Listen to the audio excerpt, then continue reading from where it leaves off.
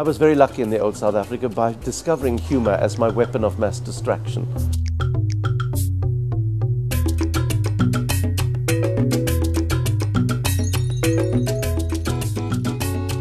My work is cartooning, but it's theatrical cartooning. I was brought up in the theatre with the structures and the disciplines of theatre, and I had to break all those rules in order to do what I'm doing now.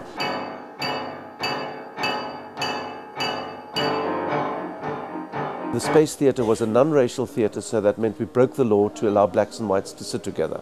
We broke the law to allow them to be on stage together. I mean, crazy, but that was a very important battle to fight at the time. And then I realized that humour was a way of fighting them. It's very violent. Laughter can be violent when people laugh at them. Afghanistan, Pakistan, Uzbekistan, Tajikistan, Kurdistan, Kazakhstan, all the stans. We started with the stans. With the Bantu stans, yeah. I always knew apartheid was 20 years ahead of the world. EVITA Besaid Note started in my chorus line in 1978. It was the time that we weren't allowed to tell the truth. And creating a character meant that I could speak through her mouth. EVITA was very much part of the ruling class. She was an ambassador in the black homeland of Babeti Kosweti. She's a very important clown. I call her a clown because she doesn't exist. I've got to make her so real that the women recognize the woman and the men forget the man. I mean, yesterday when EVITA walked in, you could hear the reaction from the audience. First of all, they thought she was one of the middle-aged women sitting at the tables, and then they realized it was EVITA, and there was a gasp because I've got to make sure that the hair is perfect, that the earrings are perfect, that the nails are there. And then what she says, she must say. And she's also rediscovered the need to bend over backwards. If you don't have this book, buy the hardcover. It is a beautifully presented book, but it's also a very heavy book. I call it a traditional cultural weapon. Keep this book in your car at all times. Especially here in Cape Town, where people keep hijacking motor cars. If anybody wants to hijack your car, don't panic. Wind down your window, pick up Nelson's heavy book and throw the book at them. No one can accuse you of violence. You're just spreading the word. And she's been with everybody since then, which is a long, long time. Every South African of age of 20 onwards has had EVITA in their lives for the last 30 years. And of course, when Nelson Mandela was president, he had a picture on his desk of himself and EVITA. Not himself and Winnie, but him and EVITA beside that. So that's great fun. And she was very, very supportive of apartheid, as most of the ruling people were. Now, of course, like most of the ruling people of those days, they all suddenly say, yes, but I was actually on the side of Nelson Mandela. I've always loved anything black as long as it matches. Of course, my political credentials are impeccable. In the 60s, I was arrested for being a member of the Black Sash against apartheid. In the 70s, I was tear-gassed by mistake at the hairdresser. What I do now is actually ideally for television, but I don't get onto television. I didn't in the old days of apartheid, and I don't anymore because I'm now also criticizing the democratic government.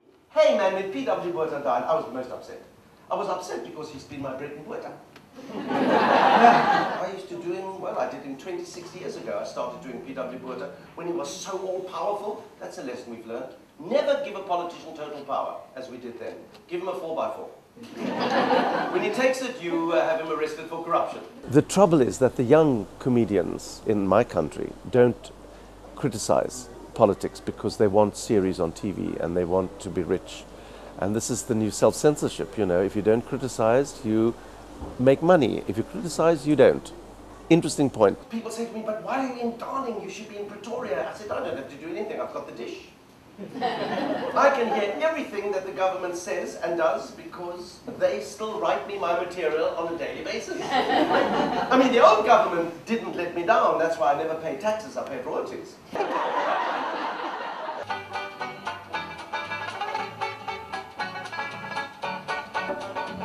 When I started this funny little venue 11 years ago, sort of I mean, who thinks of a theatre in the middle of nowhere? And this is like an hour away from a city. And yet it's just constantly full of people. And one of my focuses is to put up against the walls all the things that people try and forget. Apartheid signs, symbols of the apartheid regime, Voortrekker Monument, Verwoerd Foster, P.W. Botha. It has probably become the biggest collection of Afrikaner political kitsch in the world. And black people want all their photographs taken in front of the whites only signs. So we all are laughing, not because it's funny. Nothing is funny about apartheid. But we laugh because we're in charge. We are now in charge of those symbols that frightened us into silence for 40 years. And that's victory. That is what we celebrate in our democracy.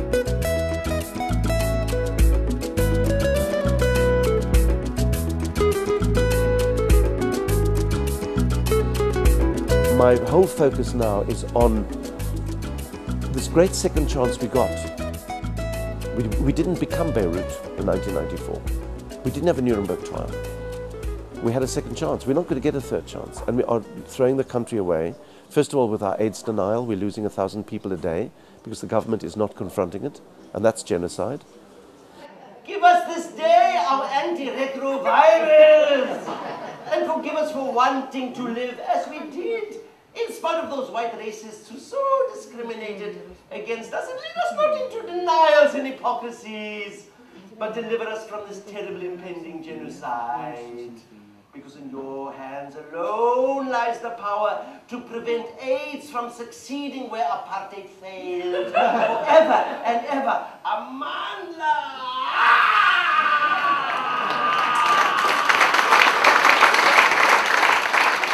And with my AIDS program, I have been to 1 million kids for the last 6 years with a free entertainment to make them aware that they must be in control of their lives. They must be in charge.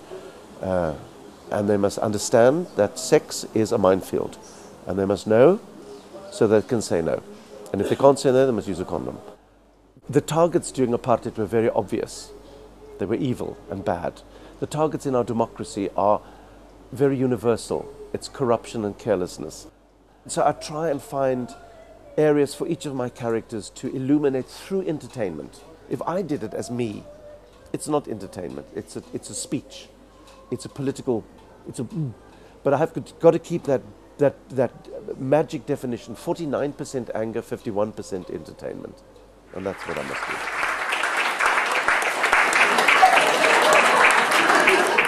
Didn't you know?